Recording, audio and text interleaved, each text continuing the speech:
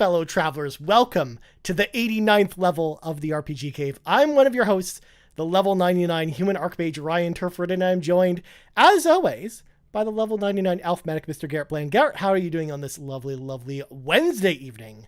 Good, sir. Again, Yeah. different night tonight. Okay. Different feeling, you know? I felt like we needed to spice it up a little bit this week, and so we decided to just switch from the Monday to a Wednesday. You know, Mondays suck. We don't want to deal with it all the time. So here we are, hump day. And yeah, I don't like the fact that you're saying that, considering the fact we're going to be going back to Monday next week, Garret. we are gonna go back to Monday. And see, we do this on Monday nights because, you know, it's less sucky on Mondays now. You Right. know, we're doing the show, we're relaxing and talking about RPGs, and there you go. But this week we decided to spice it up for sure. A little bit, yeah. I mean, we got We an are spicy interesting... people. We got a fun topic tonight, Garret. I'm excited to talk to you about this Yes. giant list that I've actually compiled here.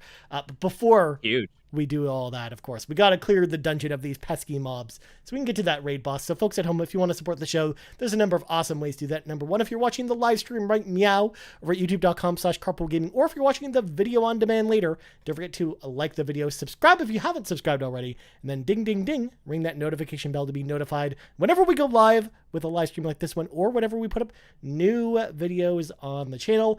Also, if you're listening on audio feeds, don't forget to listen to or subscribe to us there if you haven't subscribed already, or rate us if you're listening on Apple Podcasts or Spotify as well.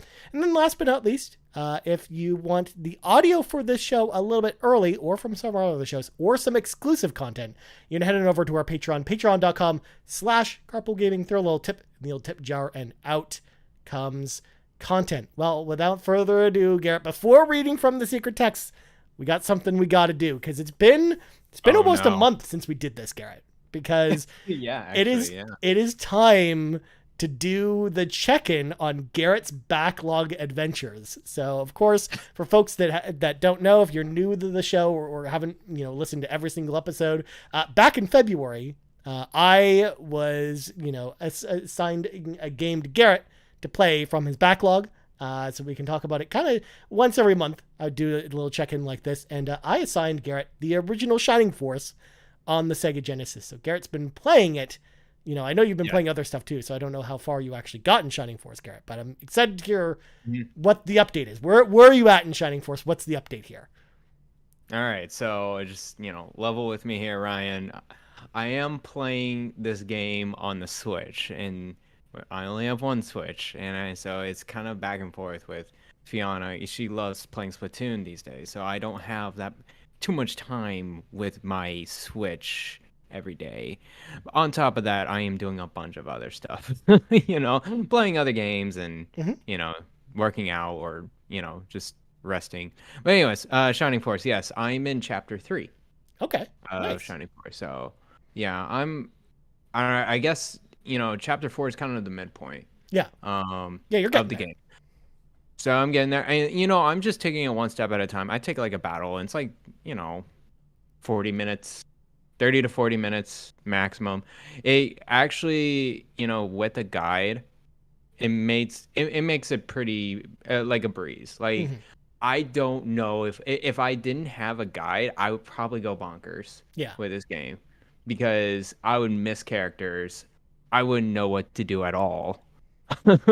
Going through this town and just reading some text. But actually the last chapter, like chapter 3, is like kind of more direction focused. It was kind of straightforward. Okay. But yeah, it is a game with a story. I think I think I'll just pick off what I said last time, and it's a game that really is accessible for even like today. I'm very surprised playing this game now, and the tactical gameplay is so intuitive. Even though there's probably some few extra buttons that you have to worry about, like worrying about inventory system or equipping weapons, kind of like prehistoric type of improvements, right? You didn't have automatic choosing or optimum equipment handling or whatever. You had to figure that out. But other than that, like going through the battles, like, okay, there are any enemy types that you have to worry about. You have to focus on certain ones. from a distance or close by. You have to figure out which like piece of land you want to be in. You want, you know, figure out placement. I think they really nailed it with Mhm. like figuring out how to place your various, soldiers and allies throughout the battle. But yeah, it is a very solid game Yeah. from a gameplay standpoint. It actually does, it ages quite well Yeah, in besides, that what standpoint. you talked Yeah. about earlier with the old school sensibility of having to talk to everyone in town and reading everything, like beyond that, I actually think it is a very accessible game where if it didn't have that, I honestly probably think you wouldn't even need a guide, probably. But it's because, I don't need a guide in a battle for sure. yeah, Yeah, it's just going through it's literally going through the game. And like yeah, it's really nice with this game because if they die, you can it's so easy to revive them yeah, after the battle. So they're pretty expendable. You can like, okay, I lost like 3 or 4 characters. That is okay. And also feel like some characters are underleveled and some characters are overleveled and it's totally okay yeah. throughout the game. Like it's fine that you have one that's like level 2 or level 3 and one's like level 10. It doesn't really deter me from like, going through the battles. Mhm. Yeah. Yeah, Yeah, it's great. and a lot of that other stuff too. They did make improvements to a lot of that stuff with the later iterations, like Shining Force 2. I think does a better job of giving you like the path to go on a lot easier. Where I don't Okay. think you have to talk to everyone, where you are kind of going from place to place in that game, and it's not really chapters in that game. It's just the story just unfolds in a very linear fashion. So I Cool. think it actually makes it easier for a new player without a guide to navigate. But there's still a lot of secrets as to finding specific items to then promote people to specific classes Right. that are hidden, and like there's a lot of secret stuff in that game in particular that make it really interesting. And then Shining Force CD on the Sega CD does an even better job of that stuff. And then Shining Force 3 on Saturn also is like kind of the pinnacle of where that series design kind of goes. And unfortunately, it's just the last one we Nice. ever got because the Last series one. from there, Yeah. they're like, oh, we'll just turn it in the Shining series into an action RPG series. And they were all terrible. So, Oh my like goodness. that, which is just a shame. Like after Camelot left, they're like, okay, we need to do something completely different with this. And they kind of butchered the series from there, which is too bad because when you go back to a Yeah. game like this and see how well it holds up, it's like, why isn't Sega doing more of that kind of thing? Like it kind of hurts to see Yeah. that. I also think, going through it from the Nintendo Switch Online version of it, it's really nice Mhm. because you can finagle your way through this game with the create and loading. Save points is very nice. It's also very nice. You have the rewind feature, which you can like rewind a certain amount of frames. You just go back to a certain game. So let's say if you like miss an attack, hush hush, you can Yeah. like just go back 4 or 5 frames and it's okay. Like it's really nice actually. Just like because I just want to go through the game. I don't want to like, oh, I died and like I messed something up. It's very generous with the rewind feature. Yeah. Just going through the game. Yeah. Yeah, because So like you wouldn't be able to do something like that if you played it on like the Sega Genesis collection that came out not too long right. ago, or like the Genesis Mini or something like that.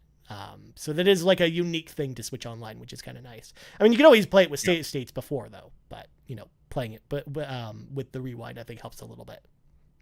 Actually, yeah. So with the Sega Genesis Classics, I have that on Steam. So I tried a little bit on this on and through that collection, and it is like an emulation type of thing where you can load and create save points as well. Mhm. It does have a fast forward feature, which It is does, yeah, nice. yeah, But it's kind of weird. Like I don't like how it fast forward. It like it tries to do a CRT TV effect where it's like, oh, here's some, you're fast forwarding like a VHS tape yeah, where you're just like, that type of thing. It's like I just want to press a button and just fast forward a little, like just speed it up a little bit, yeah, not do all this fancy special effects. So, yeah. anyways, Fun fact as well, with the Sega Genesis collection on consoles, you can actually play the game in mirror mode, which basically plays the game just with like just in reverse, which is gosh, just so weird to think about with that game because it's like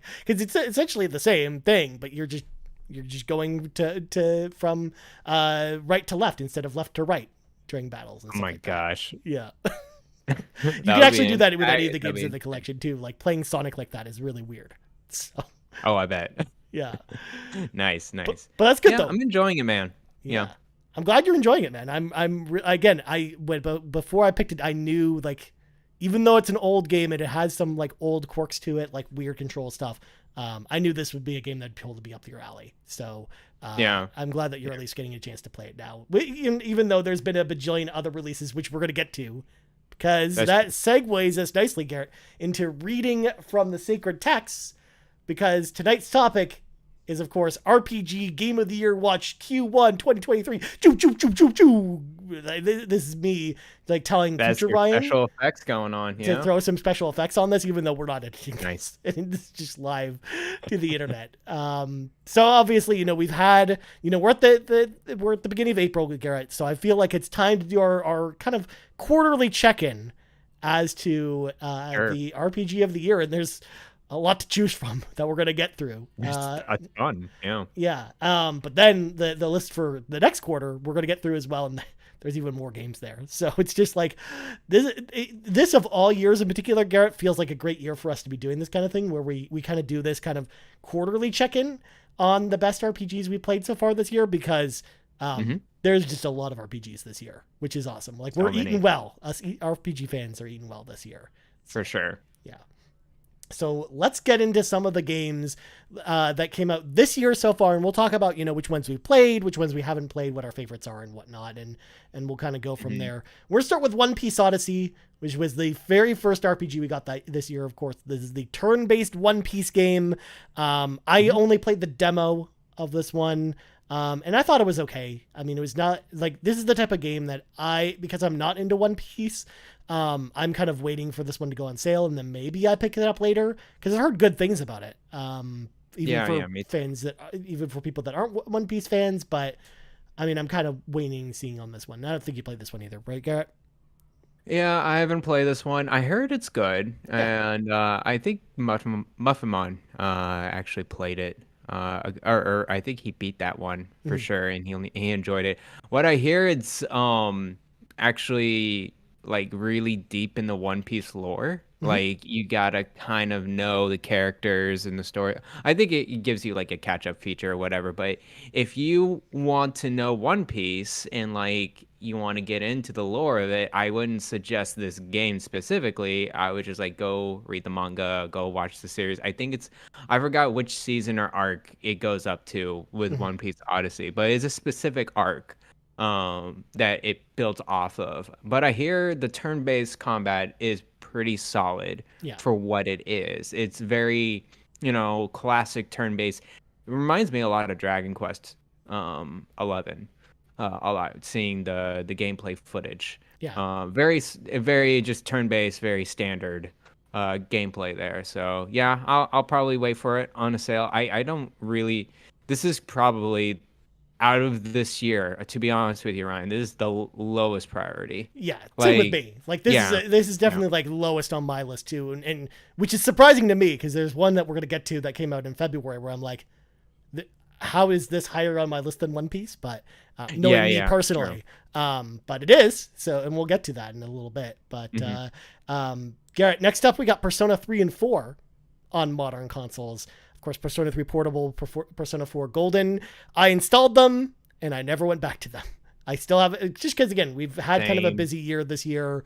But I'm just happy, first of all, that they're on modern consoles and they're kind of just waiting for me when I want to get back to them. But it's unlikely that I actually, looking at the calendar, it's even unlikely I get to them this year. But I think these might be the type of games where I get to kind of over the Christmas break. But what about you? Do you plan on revisiting these games at all before they leave Game Pass? So I have both of them on Steam. Oh, okay. I did get Persona 4 Golden. It was on Steam like I think a couple years back. Yeah, it's been ages since it's been on Steam. Yeah. Yeah, so I grabbed that on a sale. I did get Persona 3 on Steam. And I really want to play that one more than Golden, because I've been through the story of Golden. I think with Golden or Persona 4, I would like to do another playthrough. It's just, man, who has the time Yeah. really? I'm gonna. It's on my Steam Deck, Okay. ready to go, and it plays perfectly. There. So yeah, whenever I have time. But you're right. When will be Yeah, that I was time? gonna say It's not really anytime soon for between me. this and One Piece, like they're definitely the lowest on the list. Just because, again, like I'm glad. First of all, I'm just glad that more people have access to them, and I know that Me they'll be too. there waiting when I'm ready to do that next playthrough of Persona 3. Maybe before they announce the remake for Persona 3 at some point. But yeah, Yeah, I'm for excited. sure. But next up, one that you and I both played in Yes. January, which we were both very excited about, of course. Fire Emblem Engage came out. It's an actual game. I think we both really liked Fire Emblem Engage a lot.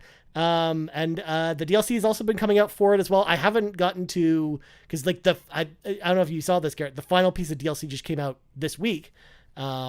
Yeah, With it like did. the big like story expansion, which I just Yeah. haven't gotten to yet. I'm excited to play it though.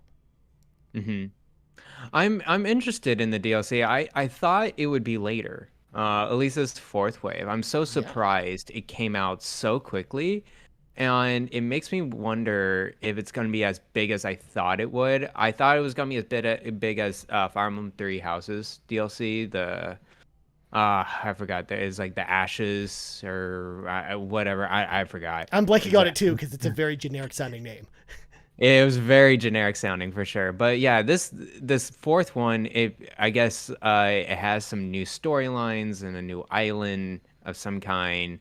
I'm interested, but for right now, the season pass is $30, and I'm Yeah. like, I'm just not ready to go back just yet. I love the game itself, and I Mhm. felt like actually this is probably the most part for DLC for me. Once I finish the game, I'm kind of done. Yeah. Like, okay, I got the credits and I'm good. Unless like I mean like I'm really into Fire Emblem Engage. It's just like I closed the book on it though. I'm on to other games, so I think Mhm. I'm good for now.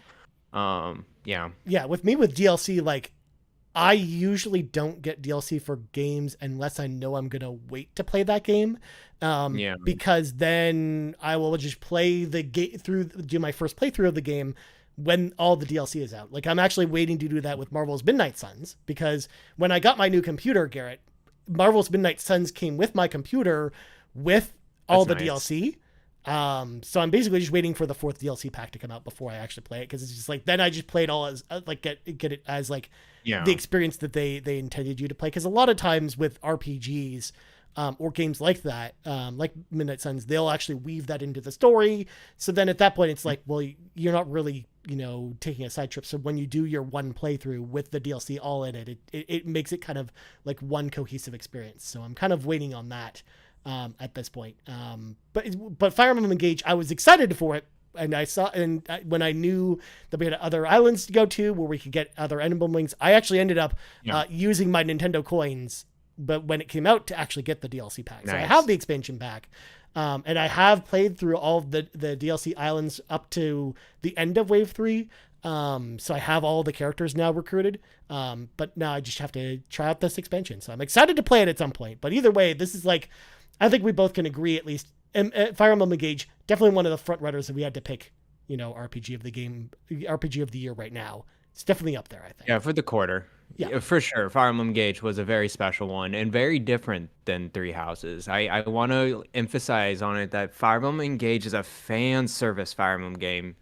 Very solid on classic Fire Emblem gameplay that has legacy Fire Emblem characters. Um, and its storyline's kind of cheesy or whatever, but at the end it really comes together, I think. Yeah, I think this specific game was for the fans. Yeah. Um, yeah, very awesome game. It was very much meant to be like a celebration of 30 years of Fire Emblem. Was essentially For what this sure. game was. But moving on to a game that I know only I played, and I don't think Garrett was at all interested Yeah, in this one. Forspoken, PS5 yeah. exclusive PC, a game that did not review well, and like according No, it to didn't. to things, did not sell well either. But it's also a game that I honestly have a guilty pleasure for, Garrett. I actually kind of like Forspoken a lot because I actually like that game.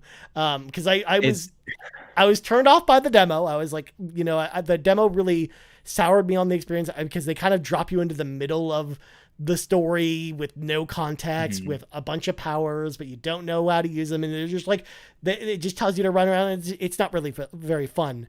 But the full game, I love the idea of this like Alice in Wonderland, Square Enix style game where you're a character that, you know, is in New York City, that has like a criminal past. And instead of going to jail, you kind of fall down the rabbit hole into this fantasy world.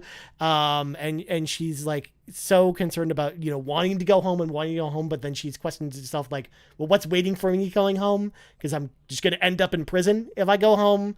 So I love like the story in Forspoken, despite the, you know, the very cringy writing that's there. Like I will definitely acknowledge that that's a thing. I don't know. I just had a lot of fun. The combat, the traversal, the story, like I had a good time with Forspoken. And I actually think that, you know, it's a much better game than kind of the reviews let on.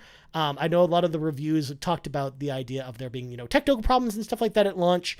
And that's part of the reason why the review scores were as low as they were. And that's all been kind of, you know, ironed out at this point, you know, because I did definitely wait to play this one, because I did pick it up while it was on sale, and I gotta say I had a good time with Forspoken, so I actually think it's a pretty good game, but it's definitely not a game that everyone's going to enjoy, because if you can't turn your brain off from, you know, some of that dialogue, it's like, well, it's throughout the entire game, so you kind of just have to deal with it. Whereas, you know, I've played enough Bubsy games in my day, Garrett, to be able to get through cringy dialogue. If I could get through, you know, Bubsy 3D and be alive after that experience, Garrett, I can get through anything at this point. I'm sure you can get through anything after that.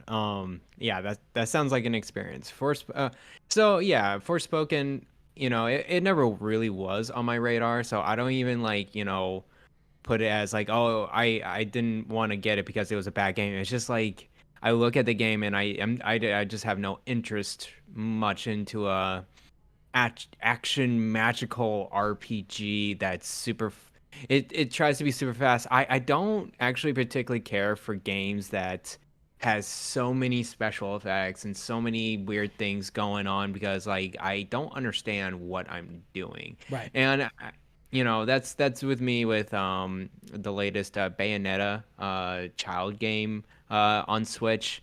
That one seemed like I don't know what's going on in that game, and if I don't know what's going on with all the magical tricks and skills or whatever, I'm just disinterested from the beginning. So I think, you know, Forspoken, it seems like, you know, you enjoyed it. I'm sure many people enjoyed this game too, just like doing cool magical tricks and, you know, have all that special effects. And I'm sure it's a showcase on the PS5 as well. It's very pretty. Yeah. And I think that's what it was meant to be. It's more of a technical showcase of a game on a PS5 console. I think it would grab a lot of people, a lot of not hardcore story-driven gamers, but more of the laid-back. Let me just go through this game and I play Call of Duty, but also this cool magical RPG game is also on this console, so let me try it out. So yeah, I think Forspoken has a spot for sure. Yeah, I think again, it's one of those games where I wish that it had a better demo, so then people could at least try it out and see that it's a game that it's actually worth playing. Because I definitely think it's a much better game than the reviews let it lead people to believe that it actually is. So yeah, there was a bias. Yeah. I think there was an inherent bias and not just from the demo, but just like what they showcased from that game. Yeah, no, exactly. was all the bad parts, I think. Yeah, they didn't show really, really cool parts of it. So yeah, because they thought that those would be the parts that, you know, appeal to a North American audience, but in fact it was literally the opposite of that. And yeah, to your point about fast action games, Garrett, like that, yeah, because it kind of it had that, you know, Bayonetta or Devil May Cry or Ninja Gaiden kind of style to it, which are all games that I personally really enjoy. So it definitely seems like the type of game that would be more up my alley anyways. But this next one, Garrett, I know up your alley, but I don't know if you actually ever got a chance to play this one. Hogwarts Legacy came out in February. It's actually the best-selling game of the year so far. People really into this one. And I got to tell you, Garrett, this is a game that I was not interested in at all before coming into this year. Then when I saw some more gameplay from it, and knowing that I don't need to be a Harry Potter super fan to be into this one, I kind of caved when I saw it on sale, and I actually ended up picking this one up. But I haven't played it yet. Oh, you picked it up. Nice. Yeah, I haven't played it yet, but I did pick it up because I know that there will be a time this summer where it will be time to play Hogwarts Legacy.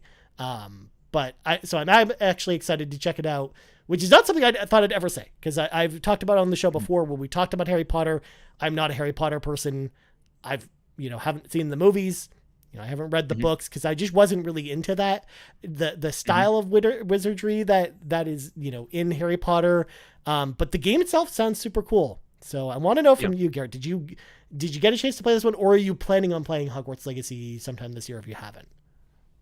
Yeah, I plan to play it. I have not bought it just yet, just because I have so many other games in the pipeline that I just, I was like, I can buy it now, or I can just buy it later and play it later. So it's always gonna be there on the store. I always have to remind myself, I don't need stuff day one. They will always be on the store. They will always be on sale later on, and that's when I will have more of a time or higher priority. I love Harry Potter. I love the book. I've read through the books. I've watched the movies. And ever since this game even, well, I think ever since this game was announced, I was pretty into it. I'm like, oh, an open world, Hogwarts Harry Potter lore game set in the early 1900s. I'm down. And then they showcased more and more of this game, and I was surprised how many people were unimpressed by the gameplay showcase. I was absolutely floored about how much detail went into this game, how much love of the Harry Potter, just whatever lore that's in there. They know it. They know the books, they know the movies, they know in and out, and they created that world very nicely. So yeah, I can't wait to dive into it later, probably this year. But we'll see. I am not I had initial hype for it day one, but I knew I just didn't have time then. And now it's kind of died down. I'm kind of just okay, let me just go on to another game. Let's just go on to another game that I really want to play. I'm sure it'll go on sale again. It also doesn't help too that we know now that the game is very long, and it's just you have to make sure to budget the time out for it. So, but yeah, I knew, because I had to bring that up because I remember when we did our kind of preview episode for the year at the beginning of Q1. I remember how excited you were for it, so that's why I wanted to make sure to bring it up, because I know that's one of the games that I know you want to get to at some point, but. Moving on to a game that definitely is a Ryan Turford staple. One of the games that I talked about at the beginning of the year that I was the most excited about, Theatrhythm Final Bar Line. Of course, it's the Final Fantasy music RPG where, of course, you're playing to the beat of the song, but then you've also got a battle going on below the song with your classic Final Fantasy characters. And there's a lot of strategic depth that goes into that gameplay as well, where you have to, there will be specific, a list of specific objectives you have to complete.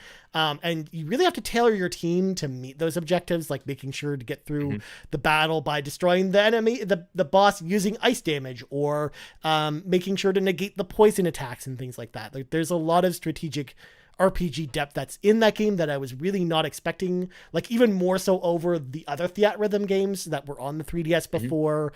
And when you combine that with just one of the biggest soundtracks in any music video game, at least at launch, because of course Rock Band 4 of course has more songs in it when you include the DLC, but even having 350 Final Fantasy songs to start with, and then you've got the DLC that's been coming out too, the Nier tracks that we just got have been awesome to play through, or the World Ends With You songs, or Live Alive songs. It's been so cool to go through that experience with the RPG depth that is already in the game, combined with the musical prowess. This game was a slam dunk. It's easily one of the best games I've played this year, bar none. And of course, it shows in its reviews. It's one of the best rated games of the year so far. Wow. at least on OpenCritic and Metacritic. Like it's behind Hi-Fi Rush and Resident Evil 4 at this point, as far as That's pretty review good. scores at this point. So Fiat Rhythm, it was awesome. For those that haven't played it and are on the fence with it, definitely check out the demo because I think it gives you a good representation of what the actual game is. But if you're a Final Fantasy game fan and you like music, like this is a no-brainer. This game is amazing and definitely up there for me. If I was picking one of the best the best RPG so far of this year, like it's in my top 3. Definitely 100%. It's already in probably my personal top 3 of the year as it is, just outside of RPGs. But in RPGs, I'd have to throw that in there. Whereas I know you don't have a lot to say because you don't like Final Fantasy, Garrett, or haven't played those games. So, I do love the concept though of this game. I just wish in general more of this type of games for specific, RPGs happen. And just other games in general. There's really good game music out there that you can just like make it meta, just like put it into a game. I think they did a very good job. yeah. A very neat concept with this game. So I wish I loved Final Fantasy more. I wish I loved the Final Fantasy music and Square Enix games or Square Enix music more, but I just like, oh, okay, that's another game I probably won't hit anytime soon. For sure. No, and that's why like I still think that after this, they should do something like this, but have it just be Square Enix music and not just a Final Fantasy branded thing. And then bring more music in from the other Square Enix games while also giving you Final Fantasy tracks on top of that. And then also, like with the DLC, even though we're getting tracks from the other game series from Square Enix, we're not getting characters or locations from that. So it's just like I would have loved to be able to play through some of the like Final Fantasy music with like Chrono or Frog or like the ninja from Live Alive or things like that. Like I would love to see a lot of those other characters and worlds kind of be brought in there and them do like a big celebration of Square Enix as a whole. Rather than it being so Final Fantasy focused, because I think it would bring in a lot more players into it that maybe just aren't into Final Fantasy. But for sure, yeah. Moving on, we got Tales of Symphonia remastered. We'll keep this one quick because this remaster was not very good from a technical standpoint. It's definitely the worst version of Tales of Symphonia, unfortunately, which makes me sad. Rough, I know it's been getting some improvements, and I haven't checked out the new improvements, but. At least for now, like it's hard for me to recommend it over the PS3 version of Tales of Symphonia remastered because they remastered Tales of Symphonia on PS3. And I actually think that's probably the best way to play it. But unless you want to go back to the GameCube original, that's probably the best way to play it. Or maybe PC, because I think the PC original before the remaster, I think is also a good version as well. Which is too bad because I think it's from the PS3 port. Yeah. I think it's fine. I feel very sorry for this game. I know there's a lot of Tales fans out there, and actually Rebecca had it in her fantasy critic picks. Oh no! It's like, oh, this is a slam dunk, and I'm like, you just don't know. Like this, like even before impressions or whatever. Like when we saw the game, showcasing, it's like that doesn't look 60 frames per second. Nope. That doesn't look all that great. And this actually, but it's below 70 or it's around 70. I think on OpenCritic at one point it was 59 on OpenCritic. So that's rough. For fantasy, that's super rough. Yeah, at least it's not as bad as that crime boss game that they announced at the Game Awards with Michael Madsen and stuff. That game's like a 42. So it's definitely that's not insane. So at least Tales of Symphonia is not the worst rated game of the year, but it's definitely like the worst rated game on this list, unfortunately. Because next up, Garrett, we're talking about a game that you just picked up very recently. Octopath Traveler 2 came out this year as well. And Octopath Traveler 2, folks, is the truth. That game is really, really, really, really, really, really good. And I'm actually kind of surprised it didn't score higher. Like it actually scored lower than Fiat Rhythm, and like it was 84. But amazing. I feel like this game should have been low 90s, high 80s. So I'm actually kind of surprised. Wait, I thought it was like an 86 or something like that. Well, it was an 84 on OpenCritic. That's all. 84. Okay. Yeah. And I mostly just use OpenCritic because fantasy, Garrett.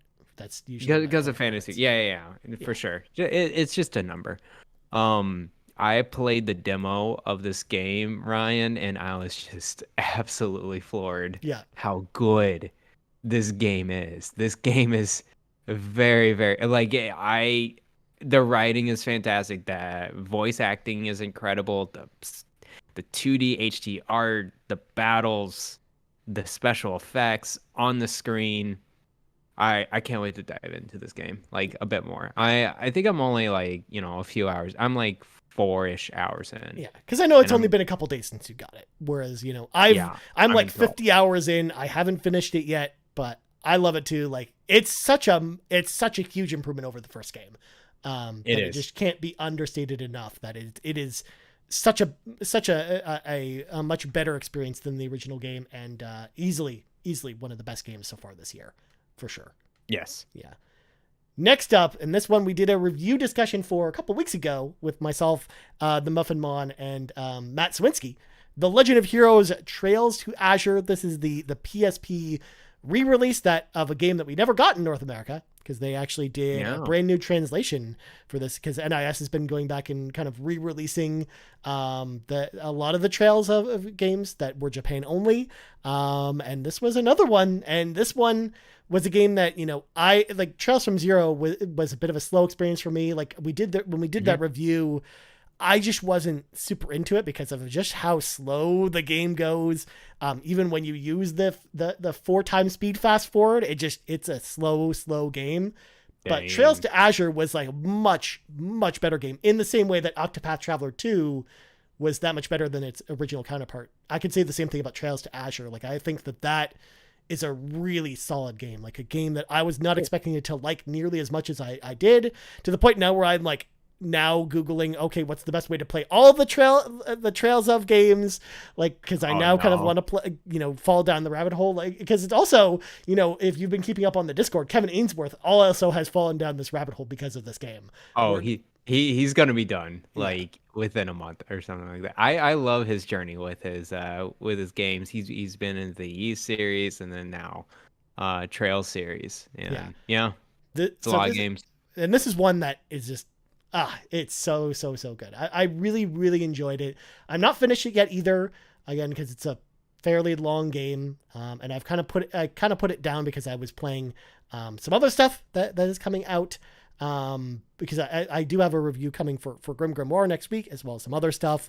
That's so cool. Yeah. So I actually think Trails to Azure, really solid game, and definitely a game that I know some people overlooked in the month of March because it was a busy month with Resident Evil 4 and some other stuff. But I definitely think it's a game worth your time for sure. But last one, Garrett, we got to talk about, and this is one I got to ask you about. Of course, Atelier Ryza 3, Alchemist of the End and the Secret Key, also came out pretty much at the end of March. Same day as Resident Evil 4. They were brave, Garrett. They went up against they Capcom. were very brave, yes. I know, again, neither of us have played this. But is it on your radar at all? Because I still don't think you've gotten through 2, right? I haven't gotten through 2. Yeah, that's correct. I have that on Steam Deck, so I think I'll get to it this year. Okay. But yeah, that's the time scale for me. I really enjoyed my time with Atelier Ryza. I haven't had much time to go dive back into it. But yeah, I know some people out there really enjoying this game. It's just more of the same. So yeah, if you love Atelier Ryza 1 and 2, you're gonna love 3. Yeah. As well. Yeah. So reviews very positive on this one, and word of mouth is pretty positive too. So I know people are really enjoying this one. So before I ask the question, I'm going to bring in the audience, because we asked the audience what RPGs they enjoyed playing the most this year, and we got 2 suggestions. First of all comes from Drellish, who says, to no one's surprise, my RPG game of the year currently is Octopath Traveler 2. I hope it gets nominated for Best Narrative and Best Soundtrack. This was the first time I purchased a video game soundtrack. Regardless of who wins this year, this game will always have a very special place in my heart. Absolutely. I know Drellish has been very vocal about Octopath Traveler 2 in the Discord as well. So yeah, awesome to hear. And then the Muffin Mon, Kevin Ainsworth, we talked about him a lot. But he kind of echoes what I mentioned before. My RPG game of the year so far, without a doubt, is Trails to Azure. It kicked off my Trails obsession, which has me seen playing Cold Steel 1 and 2 already and working on 3. The game was a masterpiece from perfect turn-based combat to amazing writing in terms of character development and plot twists. I cannot praise this game more. And I know Kevin has his own review over on Save the Game Media as well. You can go check that out. Plus we did our own review here where he, talked my ear off about that game because he liked that game a whole lot. So I'm sure he does. Yeah. So Garrett, now that we have that all the way, before we get to Q2's preview, I got to ask you, if we were to crown the RPG game of the year right now, what game would we give that award to? That's very hard. Just because I still want to play through some of these RPGs for sure. But I'm gonna have to, for very little time I played with it. It's so good though. It's Octopath Traveler 2. I think this one's gonna be the RPG to beat. Yeah. I love Fire Emblem Engage very much, but I do understand that it was really for the Fire Emblem fans, and like it's kind of like it's either you hit with it or you really don't. And for some people it really didn't. And I think just Octopath Traveler 2 is the one that surprised people. Yeah. Of just how high quality it is, and I wish Square Enix did a little bit of a better job advertising this one because it just really came out of nowhere. Yep. And it's not on Xbox, which is a huge blow as well. And we're hearing that just like Forspoken, it's not selling well either. So it's just like it hurts me. Man. It hurts me to see that, Garrett, because the game is so good. Because I thought I was gonna have to sell you on this, but my pick is Octopath Traveler 2 as well. Like honestly, to your point, Garrett, I think it's the game to beat at this point. Like I don't see another pick. Like the closest one I would say to this is Theatrhythm Final Bar Line. It's kind of my runner up. Yeah. And again, just similarly with Fire Emblem, it's what we kind of saw with the Mario movie reviews, where if you're into the Super Mario Brothers lore, you're of course going to like the Super Mario Brothers movie, but it sounds like, you're not going to be into the Super Mario Brothers movie if you don't at least like the Mario lore, or at least don't like Mario, which is a weird thing to say, but it's just a thing. And I felt the same way about Fire Emblem, where if you're not into the Fire Emblem lore, or if you don't care about, other Fire Emblem games, you're probably not going to be too into Fire Emblem Engage at that point. Yes. Agreed. Yeah. All right. So we've crowned Octopath Traveler 2 our Q1 winner of this year. Of course, runner-ups being Theatrhythm Final Bar Line and Fire Emblem Engage. But moving on, Garrett, we got to talk about Q2, give our little preview of what's coming up, because between the last time we talked about this during our kind of beginning of the year preview and now, a lot more games on this list than there were before. So we're going to kind of break down when we're going to play all these games, because that's going to be an interesting discussion at the end of this. So we're going to start off Mega Man Battle Network Legacy Collection out April 14th. So literally in 9 days from now, we're getting the collection of the first 6 Mega Man Battle Network games, which for folks that don't know, these are, tactical role-playing games in the Mega Man universe. They go into these computers and, bring out the different Mega Man characters, and they fight these like turn-based strategic battles, which look very similar to like the Trails of kind of style of gameplay. I've never played these games before though, Garrett. I've talked about it before on other shows. I love Mega Man. Mega Man's one of my favorite franchises of all time, and I've never played these for whatever reason. Like I didn't pick them up on the GBA or the DS. I have them on my Wii U from Virtual Console, but I've just never really played these. So I'm excited to actually get into this collection and play these maybe next week when it comes out. That'd be cool. Is there any interest from you, Garrett? Because I know you're into strategy RPGs. And you haven't played them before. Is there any interest in this collection, even when it goes on sale? Man, I wish I played these as a kid. I'd probably be really into them. But, just at this moment, it's fine. I don't need to get this game day one. This seems more like, hey, wait for a sale probably next year or whenever. I hear they're very solid, though. Yeah.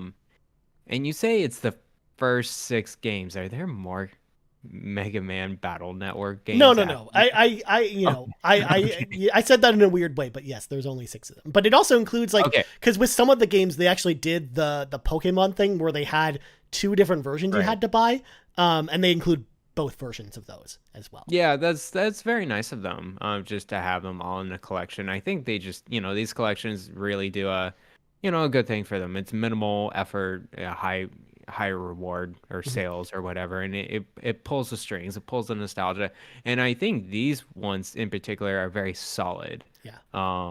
GBA games, and I'm sure they aged well. That's what I Playing them hear. now, Matt so Matt talks about them all the time because he's very into yeah. these games.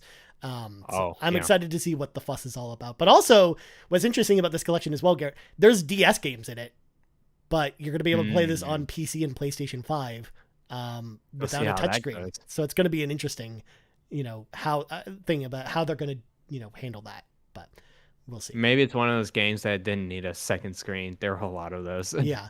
that were on. Well, they actually did this with the Mega Man Zero collection as well that Yeah. came out pretty recently that also had DS games on it. But the bottom screen for that was basically you touch it to use your different powers. So they just assigned it to the analog sticks because Oh, you wouldn't okay. you wouldn't use the analog sticks anyways for those games anyways because you'd use the D-pad to move back and forth. Yeah, So.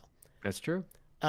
But, earlier this evening, Garrett, we got this announcement, which I'm actually glad the show got delayed for this so we can talk about this one. Hmm. Final Fantasy Pixel Remasters, April 19th. We have the date.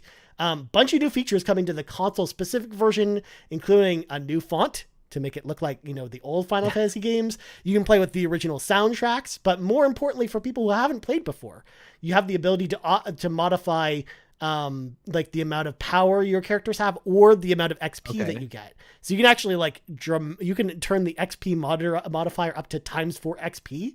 So you can level your character super fast if you want to. If you're Mm, having trouble with some of the battles or if you just don't want to grind as much because some of those older games can be grindy. So I actually think like that tool is going to make the games even more accessible than they were that's already cool. in this version. Yeah. So combined with the fact that it's got all the features from the PC version, like the fast forward feature, like save states and everything else. I can't wait for this because again, huge Final Fantasy fan. I purposely waited from the PC version to wait for this console version to come out because I knew that that's how I would want to play this. And I can't wait for this game to come out because I just got billed for my collector's edition of it because I do have Dang. that coming. That's coming, sometime before the 19th. They haven't announced it yet.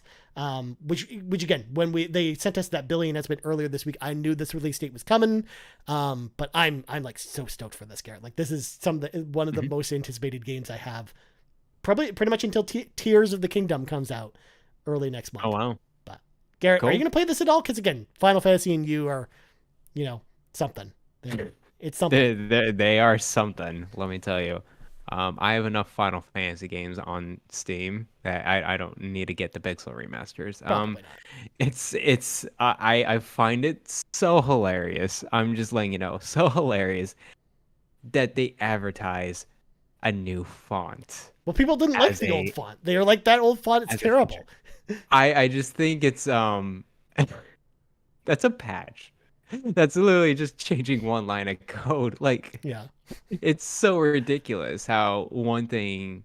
I understand it. It really lessens your experience with the other Pixel remasters, but it's just so dumb. Yeah. It makes some dumb mistakes sometimes. I do have I think it's Final Fantasy VI Pixel remaster Okay. on Steam. And then I have other Final Fantasy games. I'm good. I don't need to buy all this collection onto a Switch or PlayStation. Yeah. I'll just play them on Steam whenever I have time, Makes sense. and I'll be good. It Yeah, also doesn't help, too, that the game comes out 2 days before the next game that I'm going to mention. Advance Wars 1 and 2 Reboot Camp, April 21st. We've been waiting very for this cool. one, Garrett. We've been waiting for it. We couldn't talk about it before because we didn't have the release date for it. We didn't even know if this game was ever coming out because of, It everything was else kind of that's happening crazy. in the world. But I'm glad, like, basically 1 year after they delayed it, it's actually coming out. And I don't know about you, Garrett, but Very I'm glad. pretty excited to play this one, too. Me too. Yeah. This one's definitely on more of the top of the radar. Maybe not day one, but like it's definitely in the summer, for sure. Yeah. This looks like a really cool remake of the original Advance Wars games. Art style wise and animation wise, it looks like it's the same game though, beat to beat. Yeah. Like it really is. If you played the Advance Wars GBA, it's just a coat of paint reskin for in new animations, which I'm really down for. Yeah. It looks like a very high quality remastered. Also, I have to point out, Garrett, I'm very jealous because I saw Rebecca posted that Yeah, she's playing it on Twitter, and she's been I want to pick her brain about it because yeah, I want to know more, Garrett. I want to know, like, just like the Starship Troopers meme, Garrett. I want to know more. But it's her first tactical game. She's really digging in oh, and nice, she's having a lot of fun with it. So yeah, nice. it's Uh, really cool. but then same date, Garrett. And again, I know this one's not up your alley, but this one I think I'm coming around on this one. Dead Island Hmm. 2 comes out on April 21st at all. The game that got announced like 6 or 7 years ago, that was Or more canceled at than one that. point, is now Yeah. officially coming back. And I actually did not have this game on my radar at all because, I didn't love the original Dead Island games. The of Dead Island, for folks that don't know, though, is like a open world zombie action RPG. It's in first person. It's from Deep Silver, and from a different developer than the original one, because the original developer is Techland, and they did Dying Light 2, of course. But from the preview coverage we've been getting from Dead Island 2, and from all the things we've been hearing about it, like, this game actually sounds like it's going to be my jam, and I actually kind of want to play this one. It's definitely Mhm. not a day one release for me because I don't know if you knew this, Garrett. This game's $100 in Canada because, but Really? $100 before tax. So it'll be about Wow. $115 after tax for just the base version of the That's game. insane. It's part of something we've been seeing, the cost rise in games in Canada, where now developers are actually putting out games day one that are normally, 80, that were, $70 games in the States are now Right. $100, even though that's not how the That's not how conversion the works. conversion works. No, because the Yeah. conversion is supposed to be, Like 89.99. 80. Oh yeah, that makes sense. Yeah, $90. Yeah. Jeez. Yeah. So they are definitely Crazy. going over that. So I'm definitely going to wait. This is definitely a wait for sale kind of game. But Yeah. I'm actually way more interested in this game than I was before. And I'm actually excited to check this one out at some point, but we'll see. Hmm. I do love Dying Light, by the way. I love those games. Dead Island 2, the last time I actually saw it was like, I think it was like earlier this year or late last year. It looked really good. So yeah, this will be on my radar. It's more of a wait for a sale type of game. But yeah, it's definitely in my radar. It looks great. Yeah. Yeah.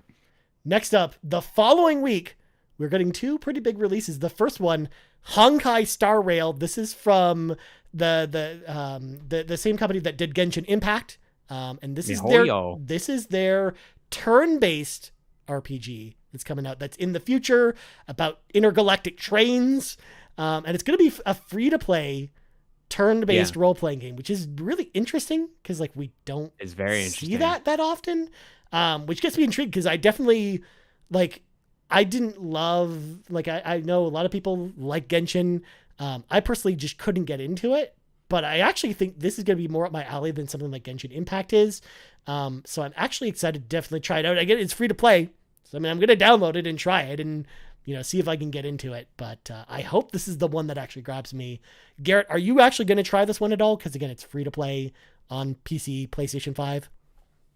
Yeah, no, I'll definitely try this one out. I did play Genshin Impact for a good while. It was like, I mean, a total of like, and when I say a while, I mean like 10 hours or something like that. I beat the game with one character per se.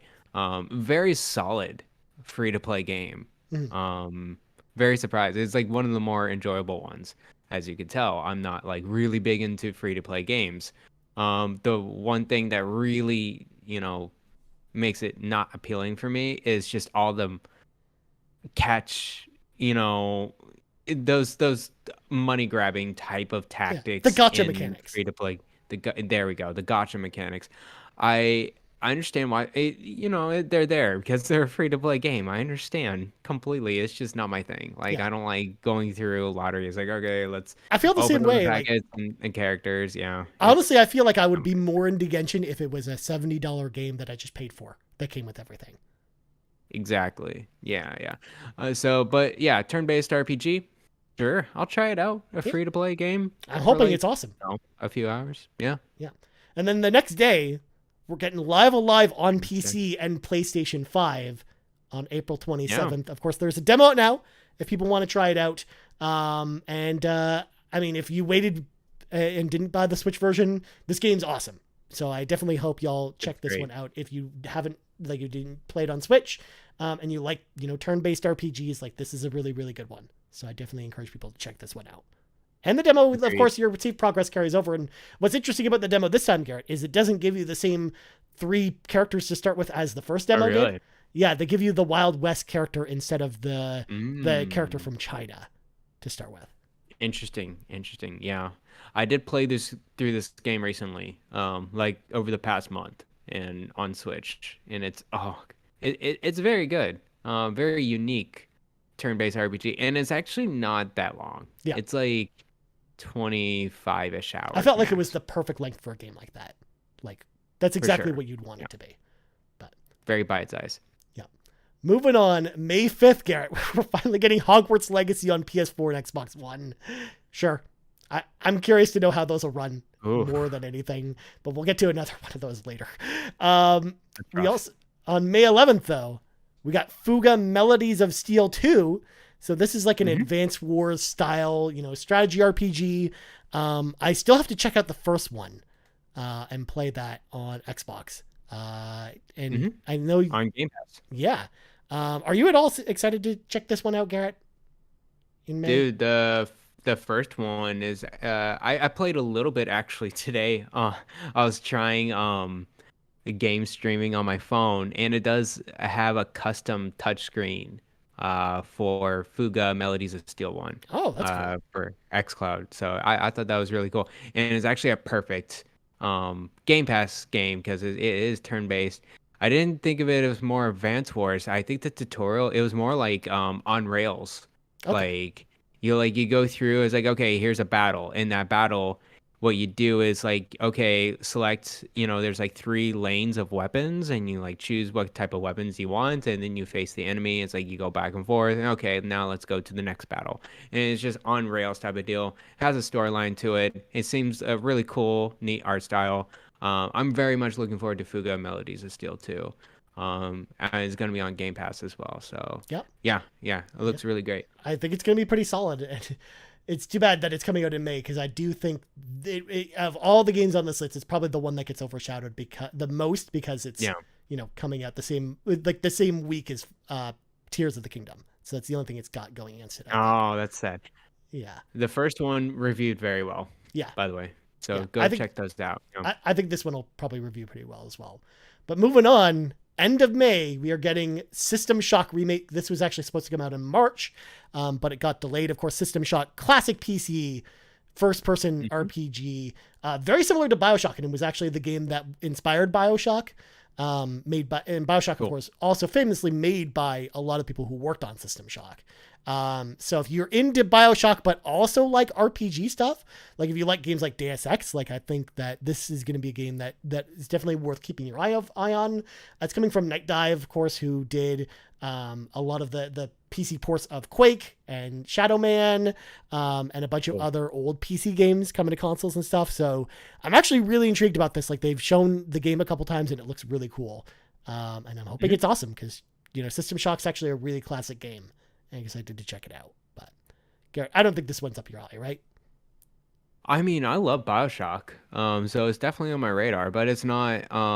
Yeah, I'm like a broken record here. Yeah, I'll probably won't get it day one. Yeah. I'm interested to hear what's the impressions from this game from other people that has played System Shock, though. Yeah. Like the System Shock fans have been I feel like it's been really polarized with this remake just because it's been a little while since this development has been going. I remember the first, man, the first like signal of this game announcement. It was super weird. It was just like, Mhm. hey, that System Shock game is gonna get a remake, and it's like, yeah, we're the developer. It was so quiet. Yeah. It was like years ago. I remember this, and now it's finally coming out. I'm curious how this game is gonna go. Yeah, like this, like Dead Island, also is another game that just got announced like 6 or 7 years ago and is finally coming out,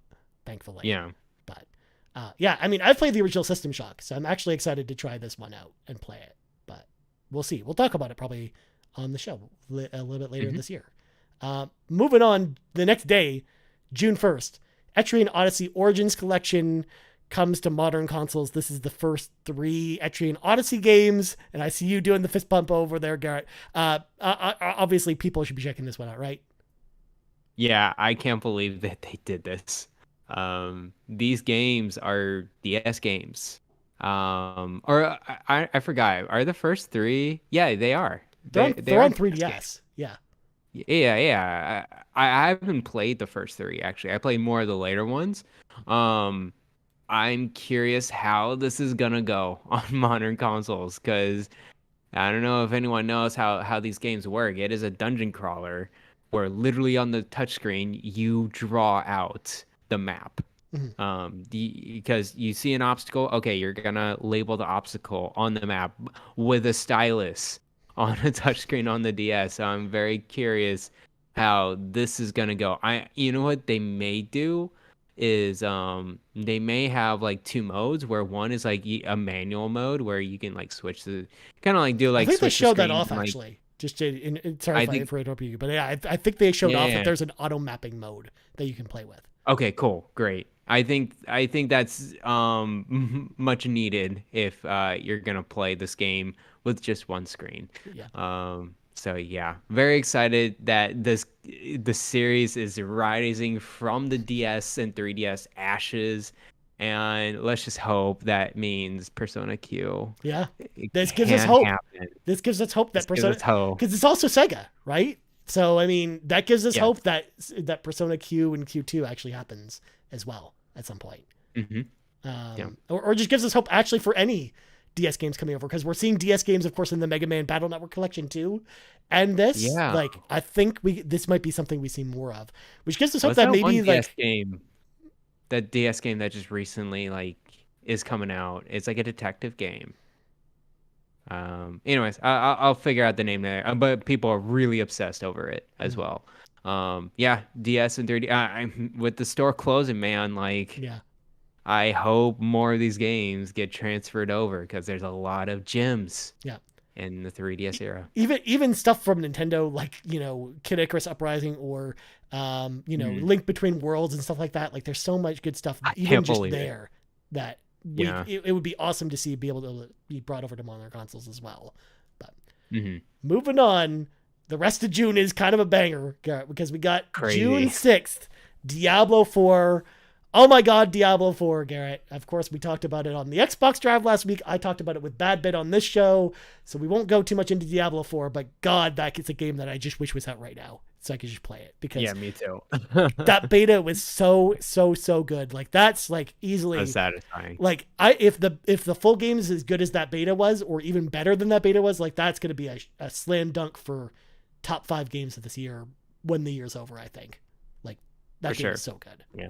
But Yeah. No, I agree. That gameplay loop is there. They understood what a Diablo game was. Yeah. I can't wait for it too. Yeah. And then, of course, June 22nd, the day that Ryan's been waiting for, Final Fantasy 16 comes out, Garrett. God, I can't wait for that game too. Like, that's another game where it's like, I kind of wish that game was just out right now, because like Yoshi P was at PAX, and they did like this giant panel for Final Fantasy 16 where they showed off a bunch of this other stuff, like exploration stuff, and like more combat. And I'm just like, just give me that game now. I don't need to see anything else, because I'm ready for Final Fantasy 16. I can't wait for that game. Like, that team does not ever miss. So I can't wait for it. Yeah. I gotta hand it to you, Ryan. This is probably the most excited I've ever been for a Final Fantasy game. Yes, like Garrett. ever. Yeah, this one's probably a day one buy, and this one actually, I get back in the U.S. I get back home June 20th, June 19th. So it's like right before the release date. So yeah, I will definitely play this with you, Nice. and yeah, can't wait. And next up, Garrett, July 7th, a game that I was not interested in it at all. But now that I'm in a little more in this on the series, Garrett, I'm more interested in this one. The Legend of Heroes Trails into Reverie, July 7th. This is the game that's kind of going to be the Avengers Endgame or Infinity War of the Legend of Heroes series, Mm. where it's going to be bring in a lot of characters from all the other Trails of games into one game to have this one big epic storyline that kind of, ends the storyline for the three kind of different branching, thing paths, like Trails of the Sky, Trails from Cold Steel, and then, Trails from Zero. And I'm actually excited to check this one out. Like, I was definitely not into this one, but now I'm like, I kind of want to play the other games before this comes out. Just like, getting ready for Endgame, Garrett. You had to watch all the Marvel movies before it came out, and I'm like, I wish there was time to do this because it looks really good. Like, the trailers for this game make it look like it's going to be a really fun game. On top of the fact that it's going to be building like the climax of this big storyline that's going on. Is this like I guess this is like the latest game of Yeah, the Legend of Heroes? Okay, yeah, it's cool. brand new. So this isn't a That's port or anything like that. It's brand new. PlayStation 4, PlayStation 5, Switch. Man, let me tell you, it just every time I hear Legend of Heroes, it's just like, oh my gosh, that's exhausting. And when you say endgame of all three trilogies, like this is worse than Star Wars. It kind of is. It's like Star Wars, like at least had, it's sequential with some, things here and there. This one just sounds like it's just a montage of JRPGs colliding together. It's like, wow. Happy for you guys, though. Yeah, I think it's Can't going to be wait. good. But Yep, for moving sure. on to a game I know you're more excited about, Garrett. Italia Marie remake, The Alchemist of Salzburg. This comes out July 13th. This is a remake Mhm. of the very first Italia game. It's getting a full remake. Garrett, how excited should we be for this? I don't really know too much about it, and actually, this game was first announced in Japan. And I think it was the Japanese director, whatever. It looks like if someone come up to me and is like, "Hey, I want to play an Atelier game.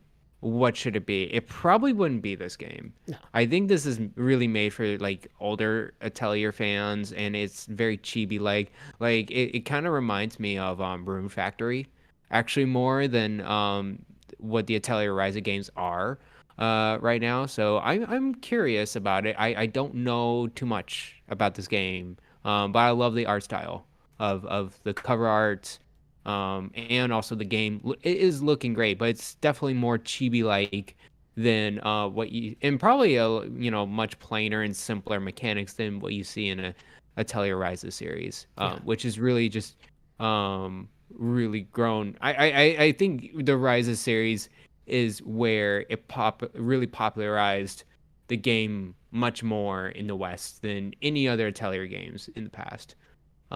So yeah, I'll keep your eye on it, but at the same time, if you want to get into the Atelier series, I would really focus, yourself on the Atelier Ryza series Mhm. first, and then see how this game, and then check out this game later, Especially for because sure. again, it's not like the Trails games where all the stories kind of come together to be this giant thing, Right. and you need to play the old games. Like sounds like, because the Atelier games are more one-off experiences. You really don't need to play this game right away if you're probably a new Yeah. fan or whatever. Like, you're probably right. Like, mechanics wise and gameplay style wise, you're probably better off probably starting with the Ryza games, I would imagine. So For sure. yeah. Yeah.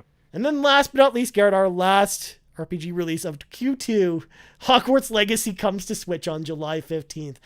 What do you think that version's going to look like? Like, how many frames a second is it going to run at, do you think? On It's gonna be July 25th, not July 15th, right? July 25th. I mean, I Yes. copy Yes. pasted it from somewhere else, but maybe my information's wrong. No. You're right. July 25th. It is my birthday that Ooh. day. So happy birthday to me, Hogwarts Legacy Switch Oh my God. version. The version you've been I waiting for, am Garrett. You waited I to play am. it. It was for this. It's so crazy to me that Square Enix was so scared to release Kingdom Hearts native versions of those games on Switch. They decided to go cloud, you know, but Hogwarts Legacy is not the cloud version game, Nope. and they've reiterated that it's a native version. I am They so even curious said it what all fits on that's the gonna look cartridge like. somehow. But this is like a 90 gigabyte game on Dude, other consoles. it's gonna be worse than Witcher 3. And Witcher 3 is rough, man. Whoa, Witcher whoa, 3 whoa. is really rough on the Switch. Hold on though. Will it be Um, worse than Outer Worlds on Switch? Because Outer Worlds out was worse than Witcher 3 on Switch. Yeah, well, the thing with Outer Worlds, it was just broken. And I the remember, textures pretty- distinctly remember Donnie telling me about a minute and a half load times for the game. Yeah, I think they patched it up or whatever, but yeah, Outer Worlds was very rough as well. So, guys, if you're waiting for the Hogwarts Legacy on a Switch version, dude, just I mean, I feel like the prepare for PS4 and Xbox disappointment. versions are going to be bad. I can't even imagine what the Switch version is going to look like. I think, the PS4 and Xbox One version I'm not too scared about just because I think it's just gonna be more loading times and then like the resolution is gonna be just lower and I think it's gonna be like 1080, 720, 30 type of game with extra loading times. I could totally see that with Hogwarts Legacy PS4 and Xbox One. The Switch version is I don't know. Oh, I so don't know. then I have a question for you then, because Ryan from the press pool with a question here. Yes. Will the game, which will have the better, like the better resolution, Xenoblade Chronicles 2 or this game? Because Xenoblade Chronicles 2 ran at like 540p for most of the game. I honestly think Hogwarts Legacy on Switch is gonna be worse than Xenoblade Chronicles 2. I think it's gonna be about the same level as A Witcher 3. A Witcher 3 literally like it's like beer goggles, you know? Have you done that? Have you been I actually had to go through a class that is like alcohol awareness or whatever. It's like or I think it was during driving class. It's like, hey, wear these goggles. It's like you being drunk, or like That's so like weird. 10 beers in, or yeah, it's just blurry and you can't really see anything. It's like, yeah, that's your vision when you're drunk. That's definitely what this game is gonna be. It's just the beer goggles Yeah. vision. Now, No joke. to WB's credit, I will say that the port that they did of Mortal Kombat 11, which is also a game that I didn't think would run very well on Switch, they actually did a Yeah. pretty good job on that version. So, like, it's entirely possible that the Switch version of Hogwarts Legacy is fine. But man, I don't know. I don't have faith in it. I hope it's good. I cannot wait to see the Digital Foundry Same, video same. of this one. I'm excited to check it out too. I will It's gonna go be through funny. all of that. That's great content. Yeah, we'll talk about that later. But there you go. That's the list of Q2 RPGs, even longer than the list of games that came out in quarter 1. So Garrett, before we kind of Freaking wrap things crazy. up with questions, I got to ask you, do you have a Yes. roadmap on how you're going to get through some of these games or what games you're going to want to touch? Cuz like I'll go first to give you some time to think about your roadmap here. Sure. So first of all, like I have a game I'm going to be reviewing this week, which will basically take me up to Mega Man Battle Network Legacy Collection. I kind of want to play through some of those games before my Pixel remasters come in, but then I'm kind of like all in on Pixel remasters. And then at that point, I think I'm going to do Advance Wars 1 and 2 Reboot Camp, which then should bring us to Redfall, which of course isn't on this list. But Redfall will be coming out at the beginning of May. I'm excited for that. And then that should bring us into Tears of the Kingdom. So then I'll be playing that. And then after I'm done kind of Tears of the Kingdom in the middle of May, I'll probably, go back and try out some other stuff like Honkai Star Rail or some of the other Mega Man Battle Network games.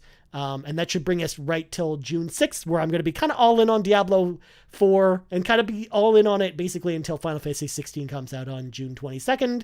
And then I think I'm going to try Trails into Reverie, of course, on July 7th. And that, between all that should basically be my entire summer of gaming besides, one or two other games coming out. Because I also want to play some Street Fighter 6 when that comes out in June. Yeah. But I think that's kind of what my gaming roadmap for the summer kind of looks Cool. like. So Garrett, do you have a roadmap? Have you planned any of this out yet? Because I know like sometimes you like to plan out your gaming ahead of time. I'm kind of curious. It's like a road like cluster whatever. It's like whatever the wind takes me sometimes because I just go on my Steam Deck and like there's just games I want to play and Mm-hmm. just want to start whenever I feel like it. That's how I play sometimes. Definitely top priorities for me is Shining Force and also just trying to get through that. I really enjoyed Shining Force actually. I just need the time to just kind of get through it. Mm-hmm. And Octopath Traveler too. Those are like kind of those are the games I'm kind of really focused on. I did finish Star Wars Jedi Fallen Order, so I definitely have my eyes on Survivor. Oh yeah, I forgot about That's that one coming too. in That's out this month too. right.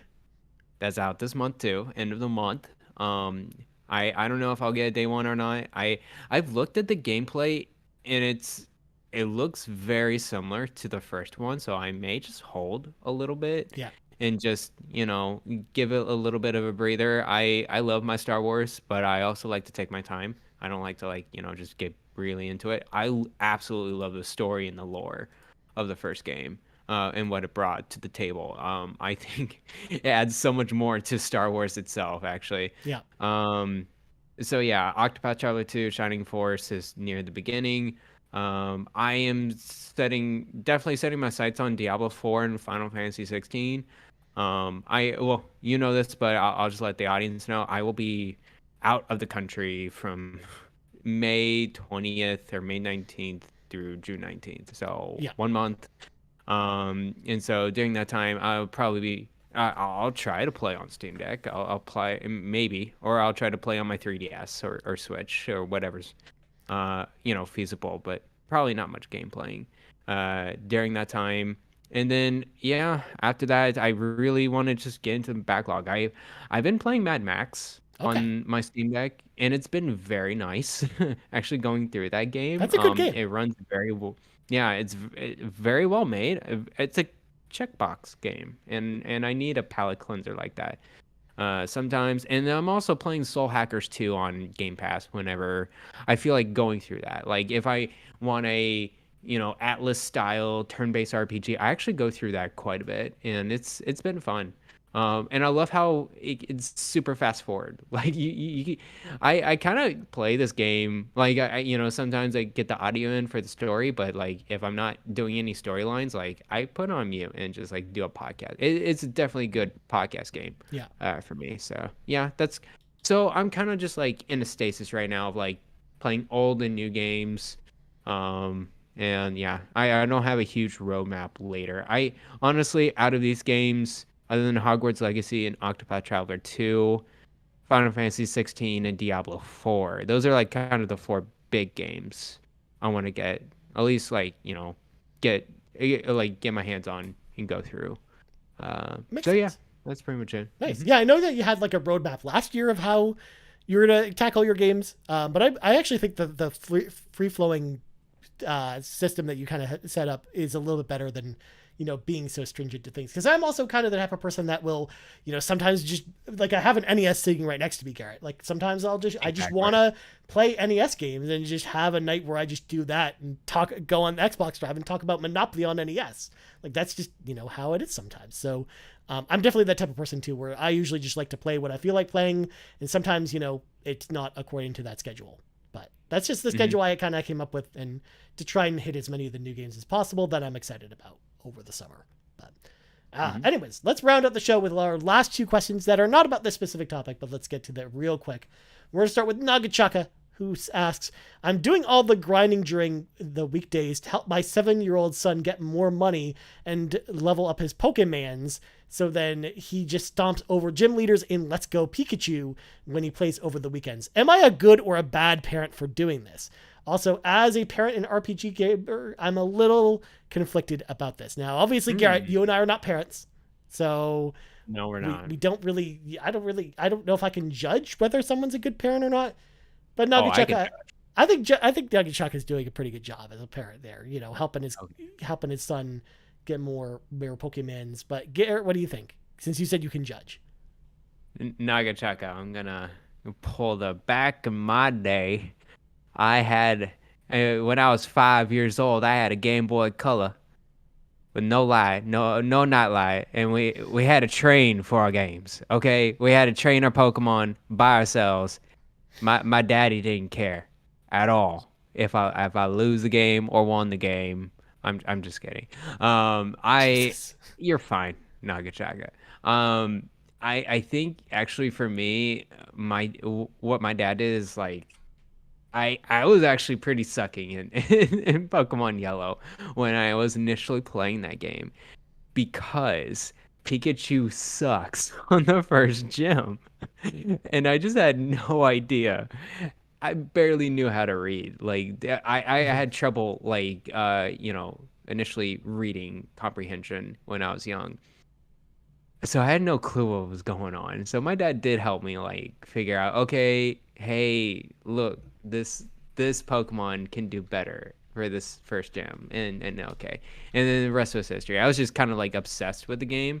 It's intriguing to me that you like your son wants you to grind Mhm. because I like the grinding. I don't know. It's just like something to pass the time, and I feel like it's more personal to me. It's like that's my Pokemon. That's my party. I Yeah. want to go through it. It'd be super weird if my parents or anyone else gets a hold of my Pokemon and trains them. It's like, no, that's my Pokemon to train. But I think it's to each their own. If your son wants you like to let you grind and like get the monies and the Pokemons, that's fine. Let him be. Just he's a 7 year old. He'll play other games. Yeah, no, exactly. Like I actually, again, it is one of those things where I probably would have been the same way as a kid, where I wouldn't want, my parents, if they were playing video games at the time, to I want bet to, do absolutely that not. for me. Like I would want to, do that myself because I was the type of person. Now again, like I grew up in a very different era where it was the NES era, and I would spend hours and hours and hours a day trying to beat, Super Mario Brothers or Castlevania or any other hard NES game myself because I just wanted to do it. I wanted to do the challenge, and I didn't want anyone to help me. So I actually like I probably would have been the same way where I probably wouldn't have want a parent to do that. But also it's just one of those things where if they're the ones asking you about it, then of course they want you to do it. So, Mm. but I don't know. I feel like kids like we were just part of a different generation where it was like where just gaming was so much more of a like a singular experience that you weren't really sharing with people in a way, or you Mm. just I felt like I had more ownership over wanting to do things myself than I think a lot of people these days probably want to do or growing up now do. Yeah, for sure. Yeah, I understand. Kids these days they have so much access to so much information Yeah. compared to, even 10 years ago or 15 years ago. Um, Nowadays it's like, man, a 5 year old with a tablet, you just go straight into YouTube videos and Fortnite. Of course, like, if your son wants you to like go through this, just because, maybe your son wants to do many other different things now. Yeah. For me, it's just the Game Boy Color and like, comic books or whatever whatever is there, but I did not have the internet. I did not have a tablet that had all these different apps and YouTube videos. So I'm sure I would be the same way, maybe if I wanted to do other things. Yeah. Uh, yeah. So yeah, Makes sense. makes sense. All right. Last question of the night comes to us from I Can't See Who asked the question. What was the most interesting thing that you stumbled upon in Diablo 4? That's an interesting question Hmm. because I don't think like in the beta there weren't too many secrets that I found that were Yeah. off the beaten path or anything like that. Like there wasn't anything that was like too surprising. Um, I mean, again, I just really enjoyed the gameplay loop and the storytelling presentation stuff like that. But I wasn't like going around looking for secrets and things like that. Hmm.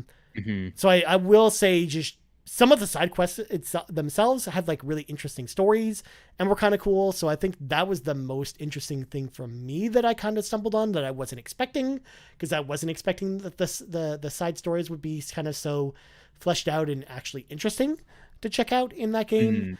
Hmm. So I think that's probably my answer just because again, I don't think there were too many secrets I stumbled upon or interesting things I stumbled upon that I wasn't expecting. But Garrett, did you find Yeah. anything at all?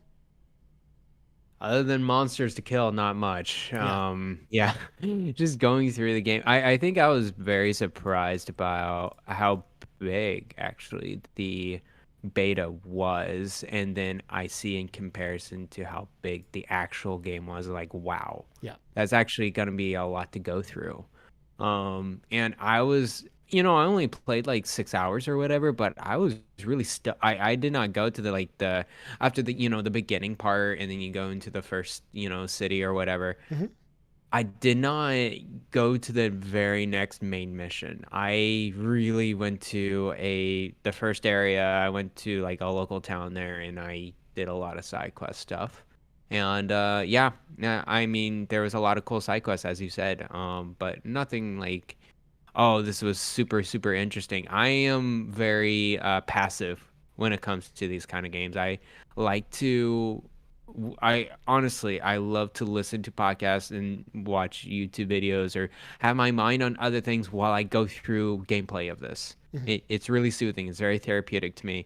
So I don't really pay attention too much, even though like I've read through the side quest story. It's like, oh, okay, yeah, that's cool. I'm glad that happened. Cool. Got my new piece of armor, got my skills. I'm ready to go to the next dungeon Yeah. and just move forward from there. So yeah, nothing too interesting for now. But I honestly I am sure there's gonna be a lot of things in the Diablo 4, especially later in the game. I'm sure there'll be lots of secrets to unfold there. Makes So sense. yep. Yeah, because like I wasn't expecting in the demo there was going to be much there, but also I can't see. It reminds me because I didn't see this because it was a little bit further down. He also asked the question, what was our favorite class and build in Torchlight 2? And I will say, Garrett, I didn't really play Yeah. Torchlight 2. I have Torchlight 2. I maybe played it for like 20 minutes and just couldn't really get into it. I don't even have the game, I think. I don't know. Was it on PlayStation Plus or something like I honestly I don't know if I have it or not. Yeah. So sorry, I can't see. I was I gonna heard say, it. unfortunately, we just don't have too much to say about it. Just because, like, I personally just wasn't really into the first Torchlight, so I wasn't really, chomping at the bit to play the second one. And I remember, getting it similar to what Garrett was mentioning, where it was either on, I think it was on Games with Gold at one point, or was on Game Pass at one point, Right. and that's how I played it, and just never really got into it. So I just unfortunately don't have much to say about It Torchlight. is a small series. I heard Torchlight 3 was pretty good. So Yeah. All right, Garrett. Now it's time to go. But before we go, where can people find you on the internet, my friend? you can follow me at Twitter at Bland Explosion. You can also, I'll be on Discord.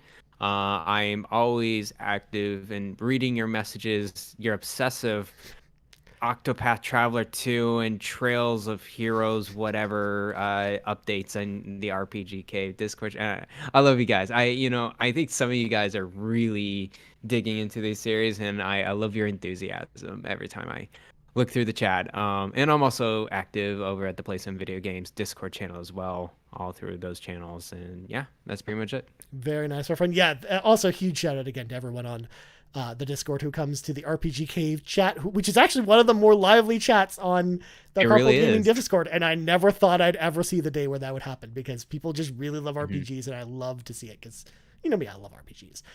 As for me, you can find me on Twitter at Ryan Turfer. You can find us on Twitter at Carpool Gaming, on YouTube at youtube.com/Carpool Gaming, on podcast services around the globe. So for Garrett Bland, I'm Ryan Turfer. This has been the 89th level of the RPG Cave. Only 10 more levels until level 99, and we're out. Bye bye.